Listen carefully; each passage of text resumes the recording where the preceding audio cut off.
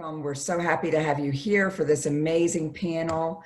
I'm Tammy Key. I'm the interim director for the Center for Women in Politics and Public Policy. We're so happy to have you guys on board, and we're very proud and excited about this panel that we've brought together. And I'm going to turn it over to Chanel. Thanks, Tammy.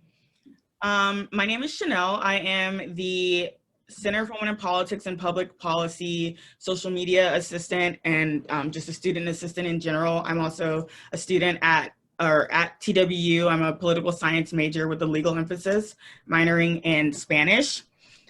So today we have a host in celebration of a panel in celebration of Hispanic Heritage Month, who will be led by my cohort, because her and I are both Texas Civic Ambassadors, but she's also a TWCW PPP student assistant as well, and that's Fiamma Villagrano. Fiamma Villagrano Ocasio.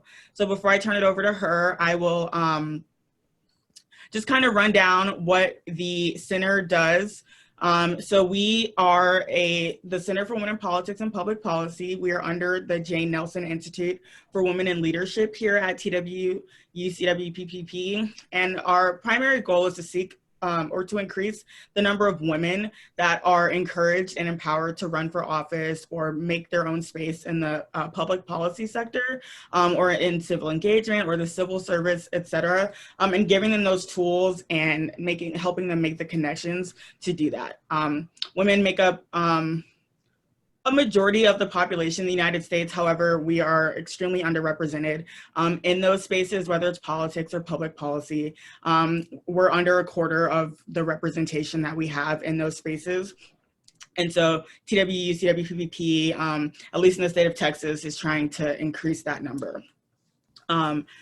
And so with that, you guys will see me in the chat. We really want to hear from you guys. Our panelists love to ask questions, so you could use the Q&A function, or you can message me directly as Fiamma is going through the panel, and we'll definitely try to hit all your questions on the back end. And so with that, I will turn it over to Fiamma, and she will kick the panel off. Thank you all again for being here. Yes, hello. So as Chanel had mentioned, my name is Fiamma.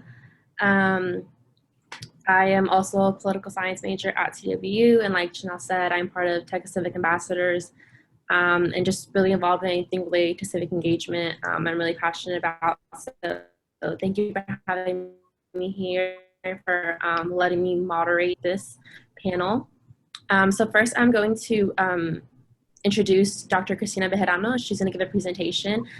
So Dr. Cristina Bejarano is a professor of political science at TWU and works with the Jane Nelson Institute for Women's Leadership. Dr. Bejarano is a nationally recognized author, speaker, and advisor on Latina electoral politics in the US.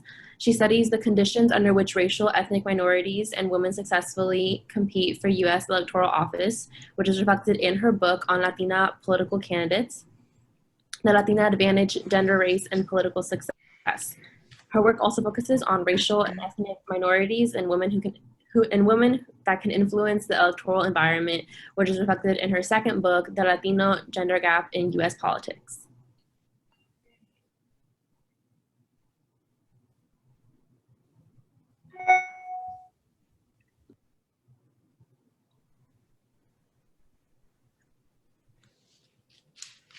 Are you going to introduce everybody, or was I going to go next?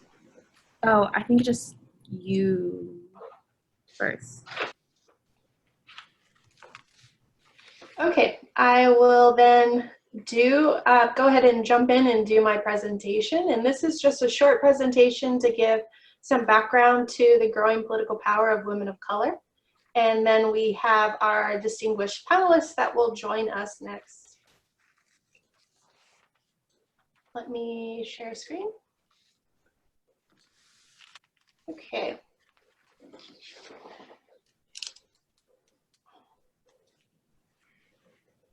So just like Fiamma mentioned, I focused all of my attention on women of color, especially their growing influence, to highlight both how women of color are gaining more political authority and more voting power.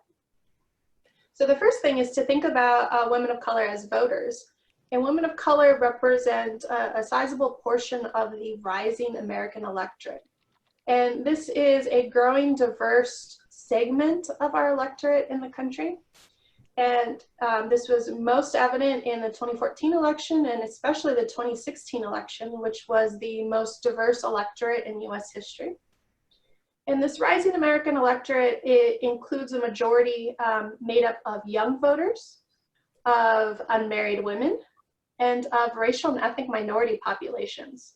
And so this rising American electorate accounts for 53% of Americans who voted in the 2016 election.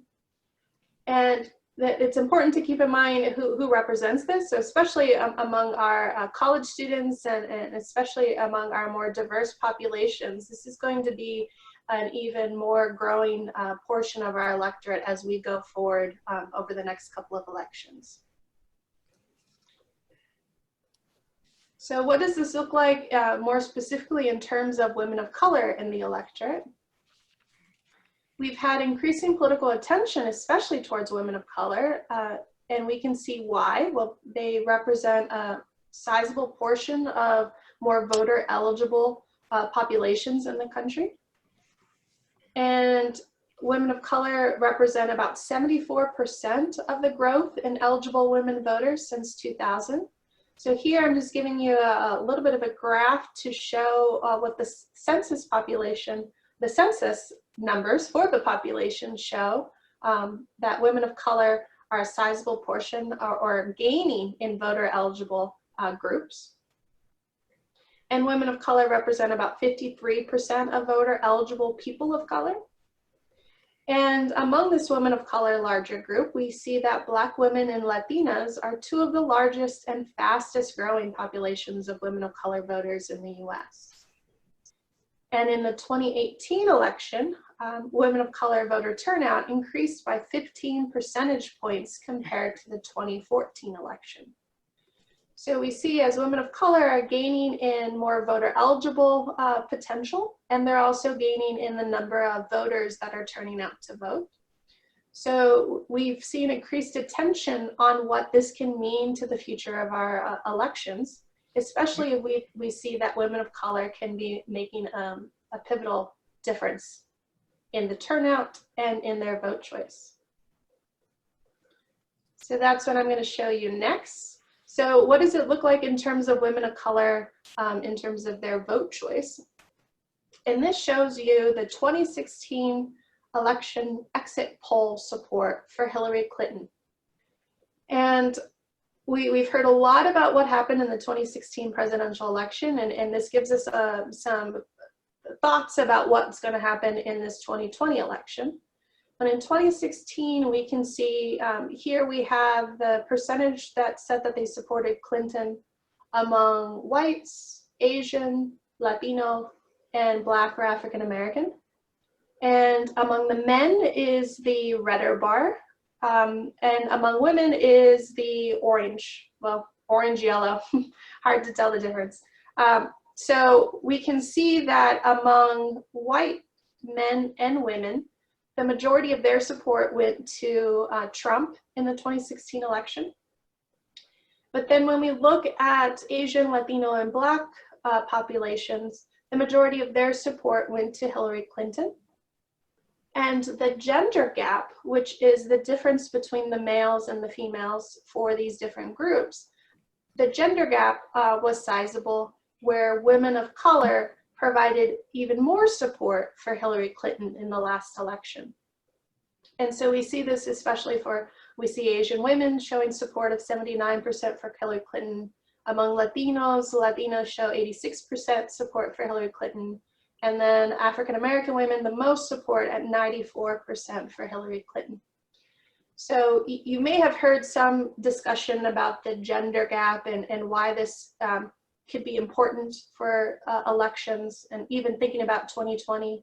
And this is what we're talking about here. We're talking about the sizable differences in the support. And it's usually the support for the winning candidate, but I'm showing you the support for Hillary Clinton among these groups. So when we think about gender differences, we got to especially focus on women of color because they are reinforcing these gender gap results, and they're reinforcing the importance of what's going to happen when women are showing a sizable difference in who they're supporting for the election. So as a result of women of color not just growing in the amount in the electorate, but also showing their gender gap and showing that their support for Democratic candidates, we see more emerging efforts to mobilize both women of color and Latinas. And they're attracting more political attention because they're showing their potential to have voting power. And in terms of my previous work, I find results that show that Latinas compared to Latino males have higher naturalization rates. That's where they become citizens. They have higher voter registration and higher voting rates compared to Latino males. And they're also more supportive of liberal public policies and Democratic candidates. So as a result, we're seeing a Latina mobilization strategy where organizations, community organizations, political organizations, and political candidates have been showing increased attention, not just to get Latinos out to register and vote, but also having a Latina focused strategy to help get Latinos out to register and vote. And part of this increased effort to target Latinas is because Latinas are considered to be the key to mobilizing Latino families and communities. So if you want to get Latinos out to register and vote, more organizations are realizing it would help if you get the Latinas interested and on board. And in 2016, for the presidential election, we saw Hillary Clinton had the first Latina political strategy for her voter mobilization efforts. And so this was the first time that we saw that a presidential candidate had a Latina focused strategy versus just a Latino blanket strategy to get Latinos to register and vote. And so what's especially interesting is to see how this is playing out in this 2020 election. If there's also increased attention to just get women of color to turn out to vote, especially Latinas. But keep in mind that the majority of Latinos are still not contacted to register and vote, even though we think they can provide a big difference in the electoral results, and they can be pivotal voters, especially in some key battleground states. But most recently, the Latino Decisions is a polling firm, and they had results that just came out yesterday. And among those Latinos that they asked in their poll, they asked them, were you contacted to register and vote, both just by an organization, by a political candidate, or a party? And only about 52% of Latinos said that yes, they were contacted to register and vote. So even though we think that this 2020 election is so important and will get more people to want to turn out to vote, we still had a sizable number at 48% of Latinos saying that they weren't even contacted yet to register and vote. And if we look at the gender differences, when we look at females compared to males, there was only 50% of females that were polled that said they had been contacted to register and vote. So we still have a long way to go. So even though Latinas are turning out to register and vote at higher rates than the males, and they're an increasing portion of our electorate, we still have 50% of the Latinas that are saying they haven't been contacted yet, and the election is a month away. So one additional portion to think about when we're thinking about the growing political power of women of color in US politics is the fact that because there's more political attention towards women of color in US politics, there's also a increased attention to women of color as potential political candidates to run for office. So there are emerging efforts to recruit women of color as candidates, and Latinas in particular. And this is because women of color have demonstrated that they are important mobilizers for their community and their families. And they've also demonstrated that they have a lot to bring to the table when they're running for office. So I've done research and found that they can have the potential for increased public support from various groups, which helps benefit from their intersecting identities. So the fact that they can get more women and more racial and ethnic minorities to support them. And they also come to their campaign as very qualified candidates. And we're going to see that as we get to talk to our panelists, to see everything they have done and their not just political experience, but community experience and everything they've been doing to get involved to help the Latino community. So as a result, we're seeing more organizations and political parties targeting women of color and Latinas in particular for campaign, for candidate training, for trying to get them interested in turning out to vote. And we're also seeing emerging women of color organizations that are taking the initiative to get their communities both engaged to participate in politics, but then also getting them interested to think about running for office themselves. And they're emphasizing their diverse strengths and trying to tackle their unique obstacles. So I'm just going to give you a quick wrap up to look at what the record number of women candidates are that we have. So these are the numbers for 2020. So this is women candidates for the US House, so for Congress. And we set records in 2018 in that election. We had a record number of women running for office at various levels, including the US House. So the record was 476 among all women in the 2018 election. And we broke that record. And in 2020, the number is now 583. And I also show you up on the screen what the breakout looks like for Democratic women. So it stayed the same. And then for Republican women, that's where we're seeing more candidates running for the US House. So this is almost a 23% increase from the record that was set just 2 years ago.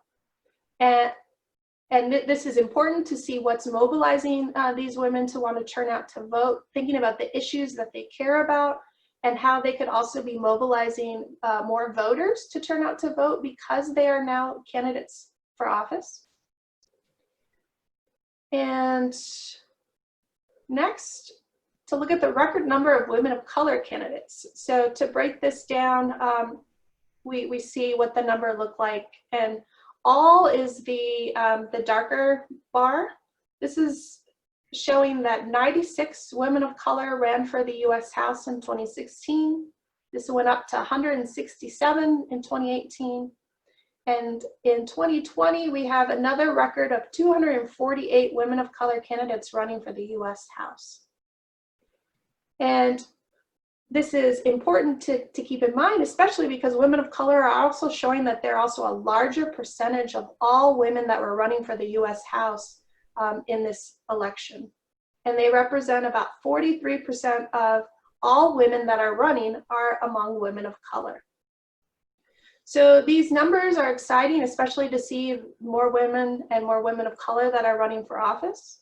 But it's important to also keep in mind that women in general and women of color in particular are still underrepresented in political office. So they still don't have equal numbers in the population and in elected office. And they're also underrepresented in terms of all candidates that are running. So compared to males and compared to females. So I wanted to set the stage and talk about the importance of women of color as voters and as candidates. And I'm excited to hear what the panelists have to say, especially about their advice and their background. And I will stop there. Thank you. Thank you, Dr. Mehrana, for all that information. I think it's really cool to see like the graphs and stuff, just to show the jump and how we keep going up in numbers in terms of women of color just getting involved. And it's really amazing just to see how our community can bring politics and make change in general by voting, mobilizing, and actually running for office. So thank you so much for that presentation. And now I'm going to introduce the rest of our panelists for this afternoon. So we have Judge Selena Vasquez, who's the Justice of Peace from Precinct 4. So Judge Vasquez earned a Bachelor's of Arts in Latino Studies, a Master's of Arts in Government, and a Master's of Science in Business Administration from Texas Women's University. Prior to being elected Justice of the Peace, Judge Vasquez taught government at Blinn College and has retained membership in the Texas Community College Teachers Association. She's a trained educator, and she serves as the community advisor for Texas A&M Collegiate LULAC Council. Judge Vasquez is a member of the Hispanic Forum of Bryan and College Station and is a member of the Mexican American Latino Museum of the Brazos Valley. She is also a community advocate that assists in community development council activities, child practice services outreach efforts, and the promotion of numerous community improvement initiatives. Next up, we have Maria Victoria Alonso, a student activist from UT San Antonio. So she was born in Bayamón, Puerto Rico, and she currently attends the Honors College at the University of Texas at San Antonio. Political law. Her brother, Andy, who has autism, ignited her initiative to find justice and become an advocate on behalf of others. Maria Victoria's passion to serve others has led her to propose the first gated and supervised skateboard park in San Antonio 2017 bond. She's hosted human trafficking awareness events, and she works at the office for Councilman Greg Brockhouses to assist constituents and interns at the United States Supreme Court and the Texas State Capitol. Her plan is to be a civil and human rights attorney. And last but not least, we have Justice Rebecca C. Martinez from the Texas Fourth Court of Appeals. So she's a graduate of SMU in Dallas and Boston University School of Law, where she received the prestigious Faculty Award and now sits on the Boston University Law Dean's Advisory Board. After clerking for both a federal and state appellate judge, she litigated cases for 20 years before her election to the Texas Fourth Court of Appeals in 2012. As the Senior Associate Justice, she is the highest ranking Latina judge in her judicial district and one of 5 Latina justices, now comprising a majority of the all-female 7-member appellate court. Among the numerous leadership positions she has held at the local, state, and national level, she is most proud of her current service on the advisory board of the University of Texas LBJ School of Public Policy Women's Campaign School, where she works to train and inspire women to run for office or manage campaigns, regardless of political affiliation. Just as a heads up, Justice Martinez had to do some arguments in court during this time, and she'll be joining us hopefully a little bit later in this afternoon. And so now we're going to move into questions for this afternoon. So first, starting off with Judge Vasquez, who or what inspired you to get active in politics or advocacy? And do you have a passion issue that sparked your political interest?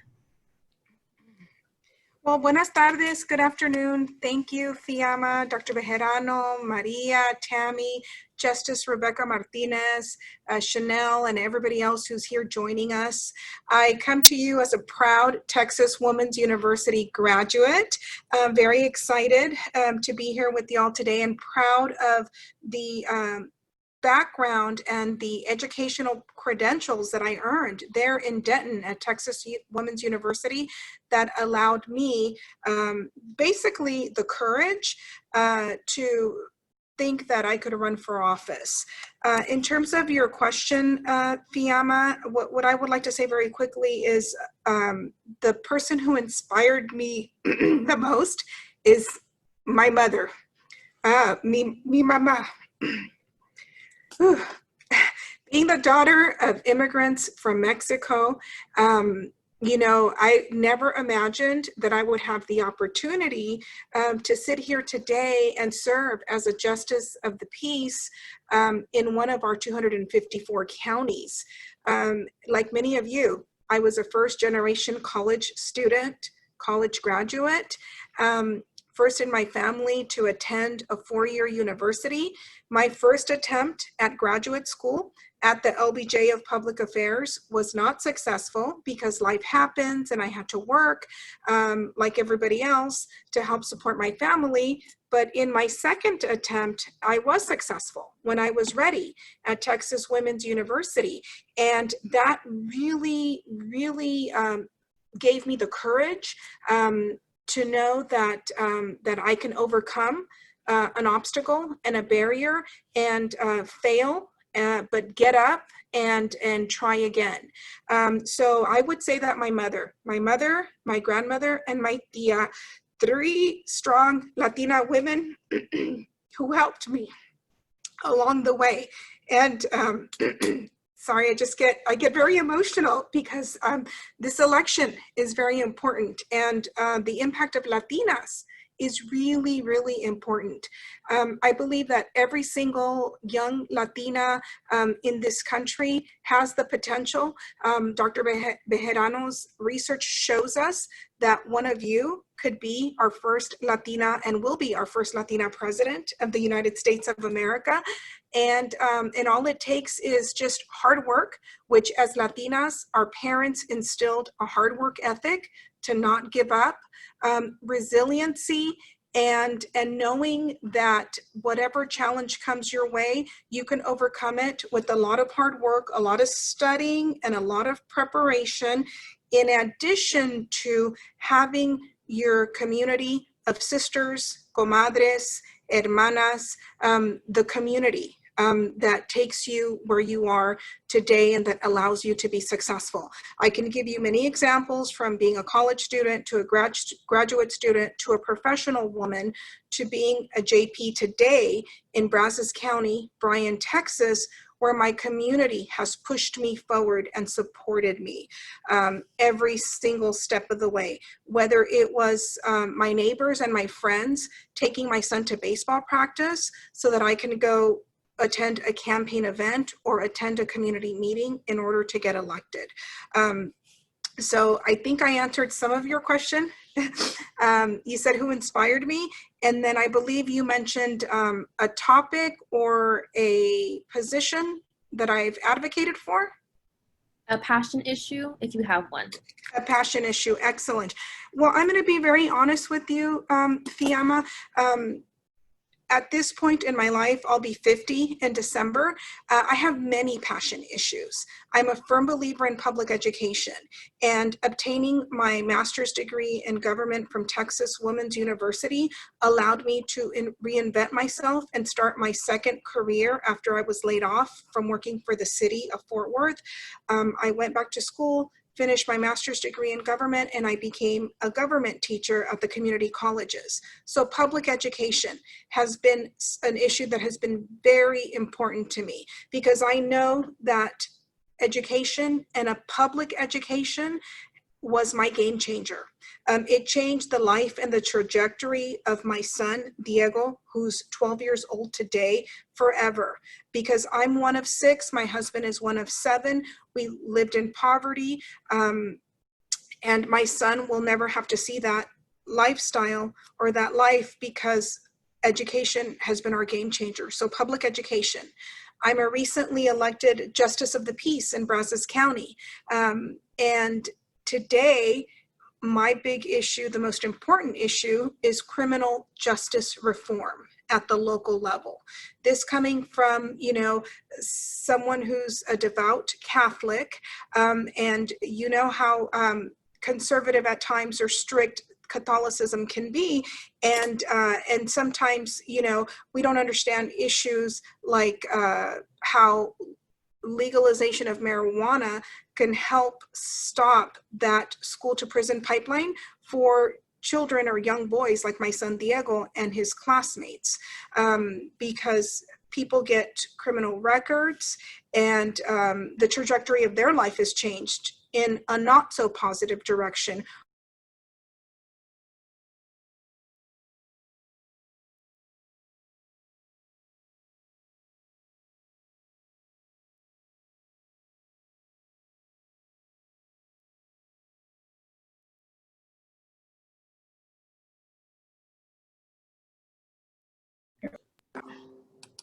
I think it may have cut out. Okay, there we go. Sorry about that. You're That, yeah, criminal justice reform at the local level, a passion issue today that's relevant to me today, that I'm working on today, that maybe probably I didn't think at the time that it impacted me.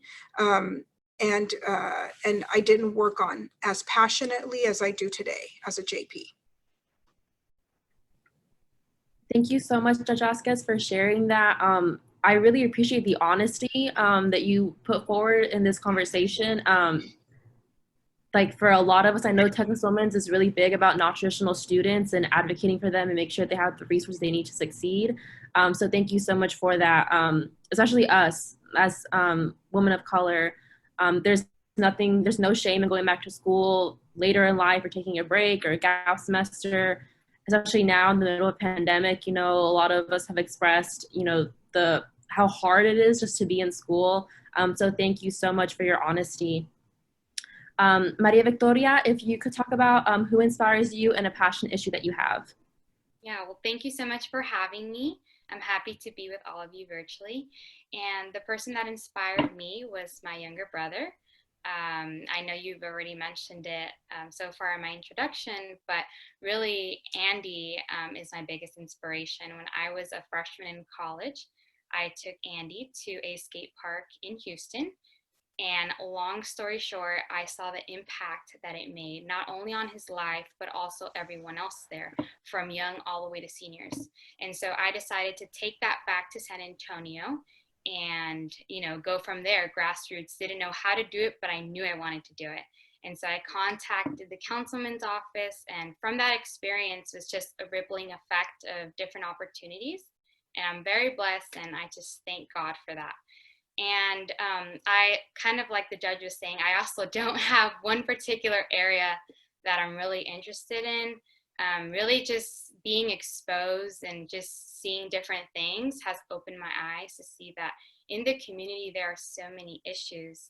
And so really right now I am assisting a public defense attorney, and so I want to see how I can kind of merge two areas of interest that is criminal justice as well, but also with the mental health court system.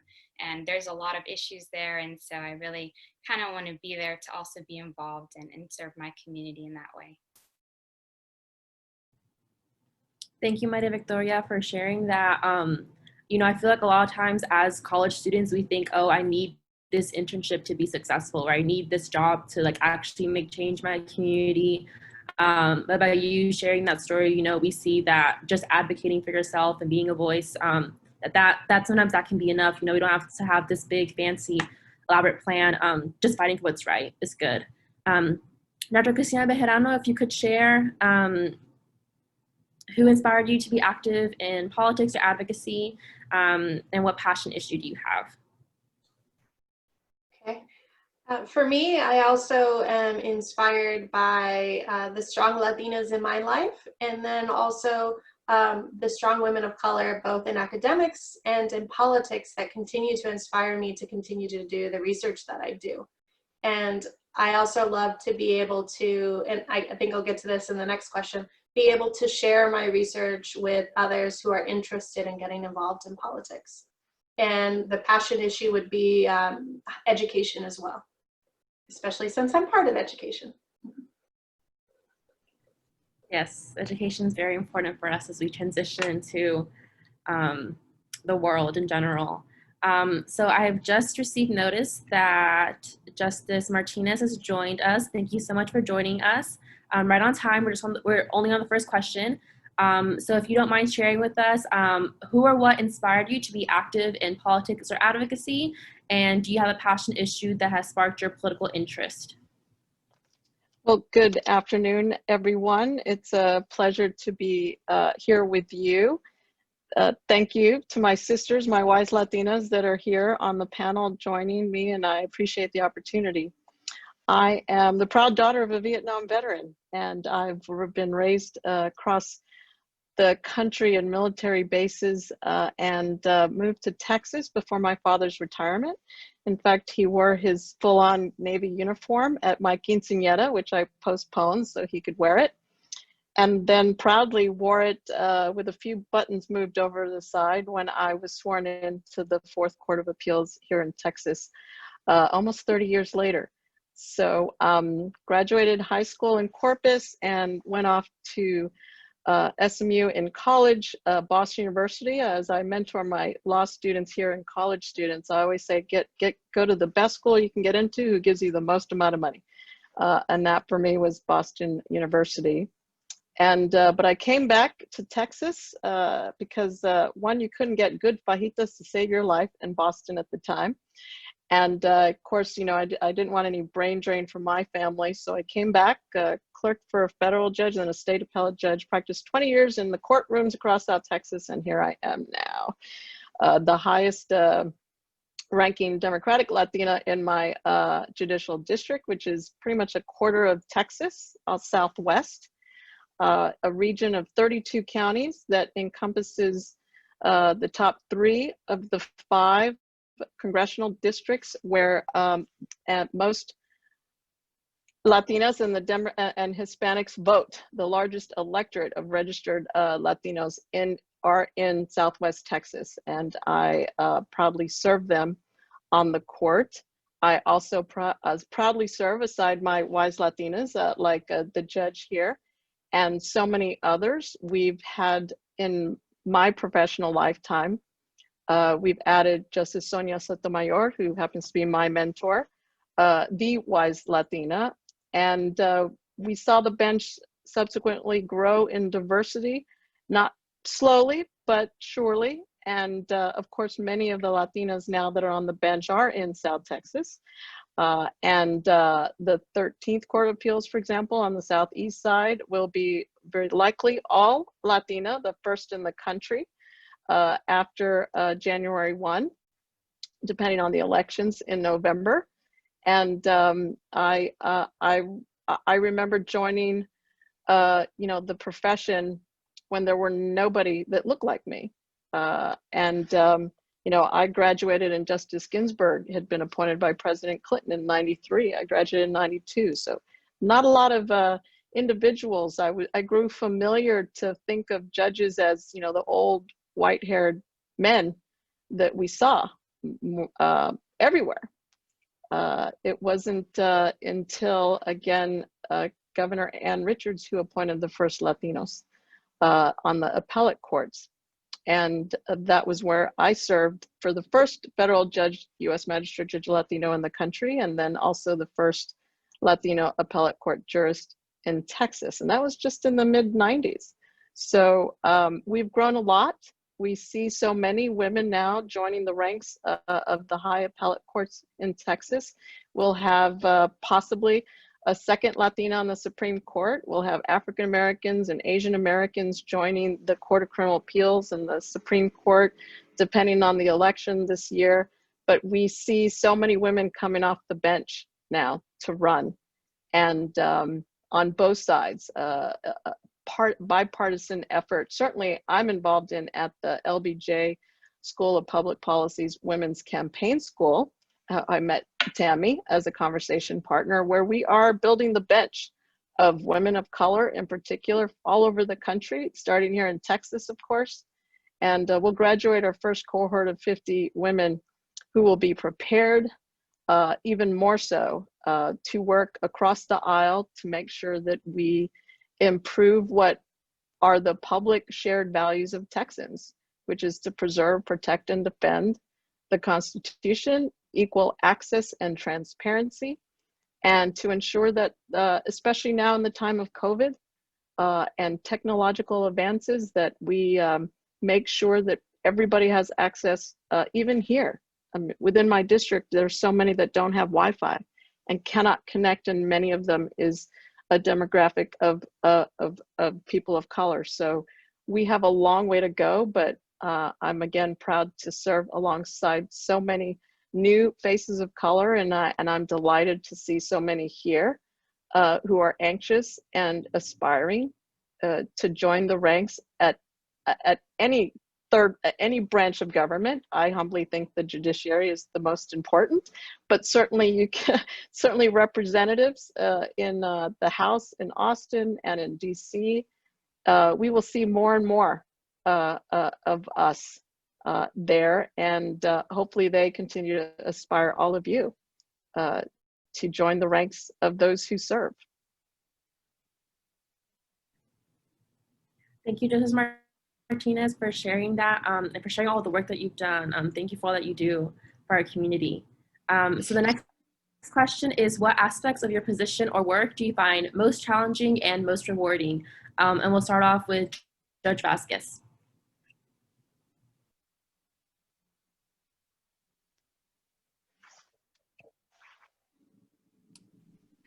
I guess I'll start with the tough one first, the most challenging.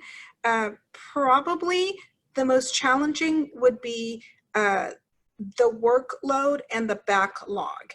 I was elected Justice of the Peace a year and 8 months ago, but my training was in government. I have a master's degree in government. And so just the learning, the court system, that was one of the biggest challenges. I'm working on that. Also, probably is dealing with my all male colleagues.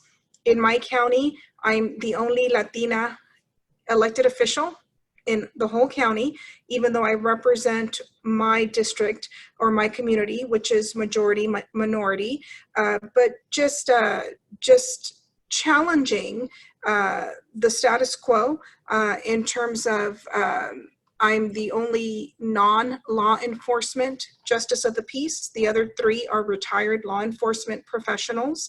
And I'm, someone who's a mom, a community activist, and a former educator with a different perspective and a different life experience. So I think that the training that I received at Texas Women's University has given me the skills, the analytical skills to learn, but I would say that the most challenging piece would be dealing with my male colleagues. So that would be the challenge. And then what was the follow-up question? The most positive aspects, the rewarding aspects would be serving my community. Even though it is very challenging to deal with guys who don't share the same values that I share. So in addition to being the only woman, the only Latina, I'm the only Democratic Justice of the Peace. And the rewarding part is that I represent my constituents. So a mí no me importa quedar bien con ellos. So I'm not really interested in being part of the boys club. I'm here to represent my community and my district, which is predominantly Latino and African American, lower socioeconomic, and JPs, we are the most grassroots court. We are at the bottom. So if Justice Rebecca Martinez, is towards the top, we are at the bottom, and we're probably the first point of contact that most people deal with when they're dealing with the court system. So for me, serving my community on quality of life issues, for example, evictions with the COVID-19. Thank God I'm here. Gracias a Dios que estoy aquí, because I was the only JP in my county that is predominantly Republican that paused evictions. This just meant that we paused them. It didn't mean people living rent-free, which was the interpretation. But I know that I did the right thing. And luckily, because I have a statewide network and I have friends in Dallas and Tarrant County, where I lived before we moved to Bryan, I have a network of comadres, Sara Martinez in Dallas County, who I helped elect JP, who I can pick up the phone and call and ask for help. My colleague Nick Chu, who I served on the Rules Committee with through the activities through the Texas Democratic Party, never did I imagine that he would become my mentor. He's 20 years younger than me, but he became my mentor because he's served as a JP and is the vice chair of our association years later. So, so rewarding is definitely serving the community, being here, because if I would not be here to serve our community, we would not be served.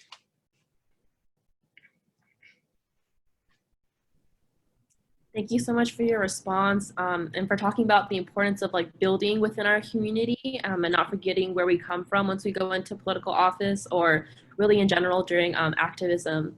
Maria Victoria, if you could share an aspect of your work that you find most challenging and most rewarding. Yeah, so for me, the most challenging part would be finding the proper resources and getting a solution, like towards the solution, because unfortunately, especially for juveniles, if they have a mental disability and maybe have other factors that attribute like substance abuse, it's hard to find a program that's suitable not only to them as a defendant, but also a solution that's helpful for the victim or the community as a whole. And I would say the most rewarding part is being part of that solution. I think for me, just being able to hear back from the individual and having them move forward is very rewarding because, you know, how serving the community is really important. So that's what I would say. Thank you for your response. And next, if we can move to Justice Martinez, what aspect of your work do you find most challenging and most rewarding? Well, my tardiness is in no small part because I just got off the bench. We are live streaming our virtual oral arguments. So I had two advocates in front of us on a Zoom call like this, arguing their case before us. It's our way of fulfilling the open courts doctrine to make sure that the public still has access to the courts, and many of the, if not all the judiciary are conducting their hearings through this virtual platform. It has increased judicial efficiency, and it also has increased access by many who now don't have to take off a day of work to go and wait all day to go and testify in a case or present a claim before a judge, and you know, it take it all day. Now they can do that. We've had hearings where someone, you know, shows up on a construction site and, you know, offers their testimony and then pops out and goes about their day. We've seen that across Texas. Of course, juries have not yet been returning yet because of COVID, and we are continuing to ensure that we protect the public and, of course, our staff. That's the most challenging right now, is meeting the administrative and technical challenges that as an institution we are charged with to make sure that the wheels of justice are still spinning.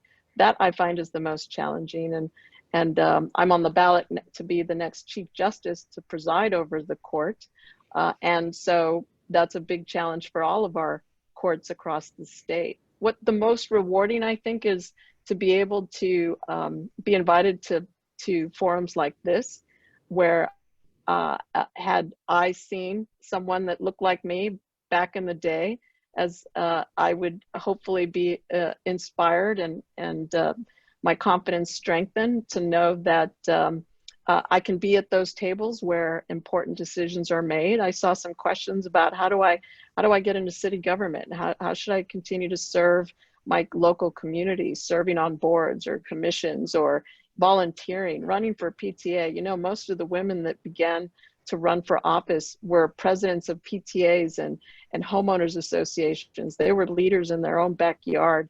And it took another woman or male ally to say, you know what, Fiamma, Maria, you need to step up. You have, I see something in you. And I think that there's a fear, whether it's the imposter syndrome or everything that we know that keeps us from stepping up and taking a lead, is a common denominator among all of us.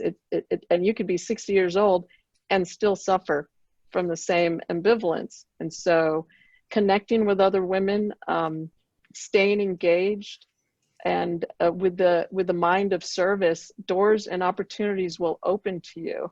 I have no doubt that those of you here paying attention and absorbing and taking notes and offering to follow up. I put my email there, and I bet you anything, just like in the past, I offer an open door policy, and not a lot of people walk through it. I tell people, write thank you notes to the people who inspire you. And I don't know, there's just the thing that challenges them from connecting with people. Maybe it's this that has stopped you from having real live conversations with people. That's the charge. That's the challenge that I give you, is to connect with people in meaningful ways towards a common goal, whatever that is.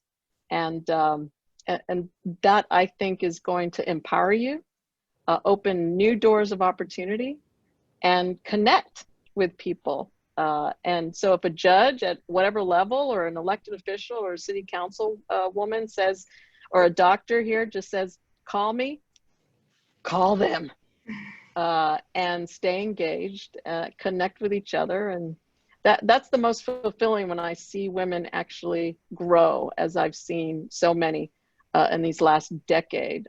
So that's the most satisfying, I think, for me. Judge Vasquez, I'm sure, echoes the same sentiment, because I'm sure she's got little ducklings following the skirts of her robe, also saying, please share with me, your confidence, your wisdom, your, ganas.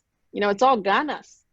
You just have ganas to get to do something. The biggest compliment that someone shared about me that resonates and continues to empower me is that someone accused me of being unapologetically authentic. And that is my mantra. So for you, whatever you want to do, you be unapologetically authentic in whatever it is that you do. Con puro corazón, puros ganas, and you will go far in whatever journey your path leads to you.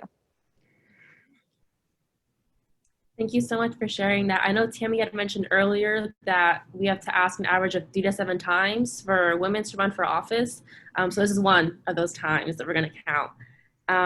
So we're going to move. We are kind of running toward the end of the program, but we do want to get to y'all's questions. So Chanel, if you could please say the questions that are in the chat that came from the audience, and we'll get our panelists to answer those. Sure.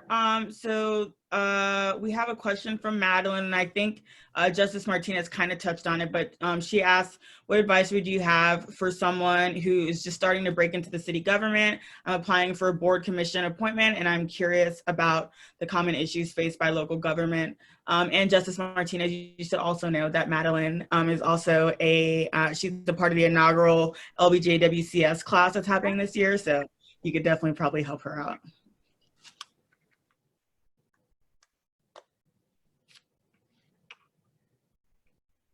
Did you want me to answer that, or is that too? Oh, anybody can. Doctor? Anyone. Okay. I think I'll just throw in, I think all of our panelists have given great advice already. Actually, our third question we didn't get a chance to ask formally is sort of similar. Like, what advice would you give? And I'm so grateful that all the panelists were already giving us all their great advice to keep in mind. So if you're thinking about getting involved in local government, I would say get involved at whatever level you can, especially start to talk to, be involved in a community group, be involved with helping another elected official get elected. There is definitely a close network of people that are involved in politics. And if you can start to sort of get your foot in the door and start to work for somebody, you can start to get mentorship and networking to think about what your possibilities can be as you find an open position that you want to try for later on in the road, down the road.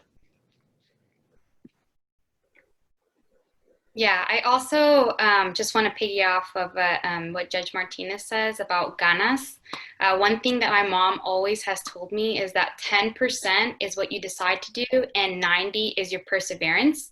And I think now more than ever, I think it's really important for us to have discipline and to persevere. And I know discipline is really hard at the beginning. It's uncomfortable, and sometimes it doesn't produce joy, and even sometimes irritating to the point where we want to give up. But I think the most important thing is, if you want to do something, you want to make change, and you want to be a part of the solution, go after it and just take that step, like Dr. Christina said. I would also say be open to new opportunities, and whatever project or work that you are working on, strive to be excellent. Always be the best that you can be, and always,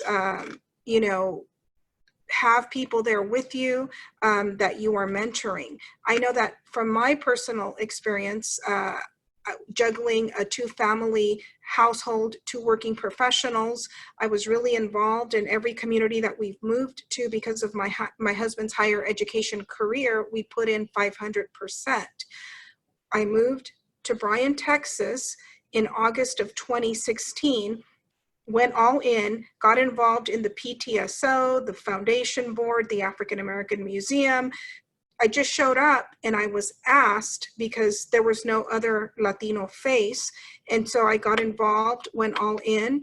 As Latinas, we discover problems. My husband and I were coaching soccer and baseball for my son, and the Latino parents were getting tickets over their children not attending school. So they were being hauled to court, to truancy court on the other side of town, which Bryan College Station is Bryan College Station, but Bryan is very different than College Station.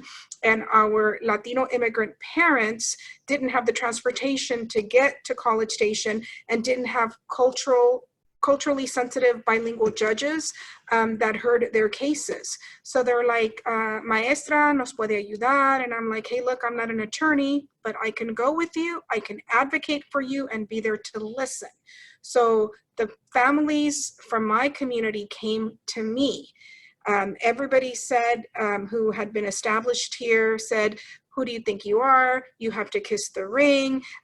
You just got here. No eres de aquí, you're not from here. And I ran a primary runoff, and a general election. And because of the work that Dr. Bejarano talked about our identities as a Latina and as an educated Latina who comes from a working class background, I can speak directly to my community, in addition to having the networking skills to fundraise and do the research and figure out what it would take to win this seat. So I knew that I needed $40,000. I knew that I needed 5,000 votes, and I had to deal with the Latino machismo within my own party, and overcame that and built bridges. Once I received, won the Democratic primary runoff, and then went on to beat a Latino Republican and flipped this seat from red to blue. So it takes Latinas, because as Dr. Bejarano's work shows, we have multiple identities, and we are able to reach across to other women of color, and different communities beyond ours. And us being bilingual and bicultural is a gift. We bring value. We add value when we are a seat at the table, and we are speaking for and advocating for a community that is very often ignored. We had a meeting with the superintendent who said she had no idea that this whole truancy issue was an issue for the Latino immigrant parents. She says, they never called us, they never emailed us. We have no record of what you're talking about, Judge Vasquez. And again, the disconnect, because the Latino parents are not gonna call them, the administration, because we're intimidated by the school district or anybody in a suit. And we're definitely not gonna email if there's not culturally competent or bilingual staff in the school district. So it's very important. It's important to our livelihood. It's important to Diego's friends and the parents here in Bryan and Bryan ISD, that they see somebody that looks like me and that is, here representing their interests, and never ever doubt who you are, number one, or your value, the value that you bring to the table?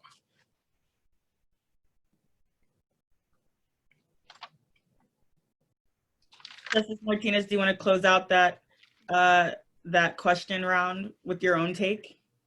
Well, I echo what Justice Vasquez said in so many ways, but I also want to prepare you for what often women don't talk about, because women are the worst enemies of women. You will be targeted on your back more likely than not. Women who you had presumed would be so in support of you. That happened to me politically. It's happened to me personally. Just accept that as a reality, but don't be guided by it. Lead by example. And you know, most of the things that happen to us and how we enter a room is dependent on the glasses that we have on. If we have a lens that is race or gender based, you will always go into a room and say to yourself, I'm the only brown ponytailed girl in this room, and I will navigate myself towards any other brown little Latina, or I will leave because I don't see anybody else. You got to take those glasses off. And you walk into a room because you believe that you can contribute, that it's a table that didn't have your voice or perspective. It's the reason why I ran for my court. There was nobody that looked like me professionally, personally, notwithstanding complexion. There weren't any Latinos on the court either. But I felt I could be of service to the role I wanted to seek. That's what you should be guided by. Certainly put your glasses on when you are someone of influence, where you can say, you know, let's get this individual into my group. Let's recognize Chanel for her contributions. Let's point out the people whose voices have been underserved or unheard for such a long time. That's an obligation. But I think that the obstacles that challenge us in our own potential is the lens that we don't remove, because we see ourselves in a way that we think other people are lurking at us. And, you know, that's true. I'll go into a room and I'm the only short little Mexican girl with a robe at a judicial conference, and I'm the only one that they're asking me for my badge, like I'm not supposed to be there. That stuff's going to happen. I can carry a big chip and I'm the only one carrying it, or I can, yes, I'm here, and walk in and do my job. I can't control what other people feel or think. And I'll share with you in closing my mantra. There is not, write this down. There is nothing you can ever do or say. There is nothing you can ever do or say to change how someone else feels or thinks about you. I wish I knew that in high school, and I'm waiting for my locker and waiting for the cute guy to come like, will he recognize me? That stuff permeated me since high school, junior high, all that BS I suffered. Boys that I can't remember their name now. People, coworkers, bosses now. If I wouldn't have been challenged by that, if I really cared, if I thought that I could change, that there was something I could do to change how they felt or thought about me. I can't change that. I have no control over that. What I can control is my own words, my own actions, what I do. Focus on that. And if you can grasp that, not in your 40s, which is about when I did, I'm over 50 now, but you know, if I had grasped that notion in my 20s, I wouldn't have worried, you know? I wouldn't have worried about so much stuff that you all are worried about. So if you can grasp that, put it on your little stickers. See, I have little stickers like this all over. I love this stuff. Stick it on your mirror in your bathroom. Start your day. There's nothing I can do or say to change how my boss, my coworker, my sister, my mom, my boyfriend, my ex-boyfriend, my whatever, and just live to the fullest. And that's the best that I can give you, because I sure wish I had really fully grasped that, and I continue to do that. One last tip, compliment somebody's shoes. When you meet somebody, most women, like I said, we have a thing. We go in, I'm like, hi, I go in a room, and most women are looking at me going, okay, who's this? Especially if they know who I am and I'm supposed to be all like, VIP. They get kind of stiff, and it's really hard to knock down those walls so that you can connect, which is what you want to do, right? You want to connect with people. You want people to connect with you. First go in is to compliment their shoes, and I'm telling you, their smile, and then you're in. Do something. Men compliment their tie, their hair, whatever. It's the same thing. It reduces so much of the barriers that keep us from connecting with people. And in politics, it's the best thing. I can't remember anybody's name out, and I'm out there shaking babies and kissing hands. That's my thing. It's a funny, you can steal it. But when I'm out there kissing babies and shaking hands, I try to connect with people, and complimenting them is the best way for them to endear themselves to you and feel like you actually care about what they're thinking. So whether you're at school board or city council or working on a campaign, or even among your own comadres, because that's the worst sometimes, is all the comadreando that goes around. Just be unapologetically authentic, and I wish you well. I shared with you my email address, and I hope if I can allow that to be my parting words, because I do have to go back to work. And so un abrazo a todos. I'm so delighted to be here, and please reach out. I'm here for you. Con mucho corazón a todas. And thank you, Doc, Maria, Tammy, Chanel, and Judge, of course. It's been a pleasure. Thank you. Have a great day. Thank you. Take care of yourselves. Bye-bye. And everyone, I know we've gone over a little bit, but thank you so much for your time and answering our questions. Surprisingly, we are increasing still, even as we go over. But again, thank you all so much for being here. Judge Vasquez, Maria Victoria, and Dr. Bejarano, thank you. And my compadre, Fiamma, thank you guys so much. And also everyone, again, we are a politics and public policy center, so I would be remiss if I didn't say, please vote. Early voting starts October 13th. It goes all the way to October 30th. October 23rd is the last day to request a mail-in ballot. And please remember, November 3rd is election day, but it's also your last day to vote. So think of it as your very last day to vote. Get in early voting. You can vote anywhere in your county at any time that they're open. And we really definitely recommend that you do that. Again, thank you so much for tuning in. Ladies, thank you so much for your time. And be on the lookout, attendees. We will be sending out the recording afterwards. And again, thank you all so much for your time. This was great. I learned a lot, and thank you very much. And then you could also tell them about trying to get some of my books. Oh yeah, I had it in the chat. Sorry, for those of you who are still here, we are doing a giveaway. So afterwards, if you want to go on Twitter or tag us in your Instagram stories and tell us what you love the most, good luck trying to pick one. We will be drawing, and winners will get a copy of Dr. Bejarano's books that she kind of highlighted a little bit in her presentation, but we've also put the links for those in the chat, and then we'll also have those on our social medias for you to learn more immediately following this event. And so yeah, tweet us, tell us what you liked, and then we will get you guys those copies when we get your information. Any parting words from anybody else? Just thank you to all the panelists for taking time to share your unique perspective and your great advice. And to all the attendees, just remember we need everybody's voice, not just in voting, but in helping the community. We need all the help we can get right now.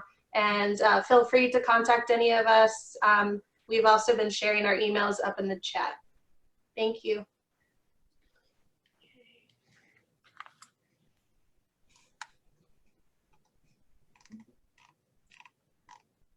Any last words? Okay. Run for office. Yes, absolutely. Just so you guys know, I asked you in the chat 3 times.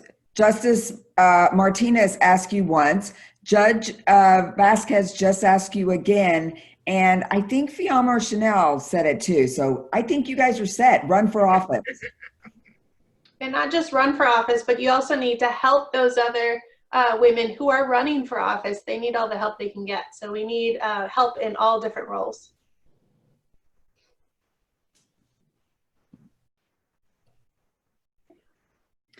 All right, ladies, I got some shots, but if you wouldn't mind, I'm gonna try to get a picture of you all. So I'm gonna turn my camera off, and then you will just hear my voice in the background saying 1, 2, 3, and then I'm gonna take a picture of you guys. So let me turn off my camera.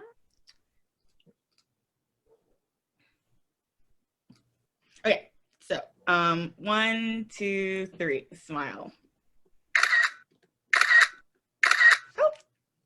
We lost Judge Vasquez, but I think I got her before she popped out. Thank you guys so much. Maria Victoria, it was so good to see you again. I think it's been, what, 2 years, maybe? Almost, yes.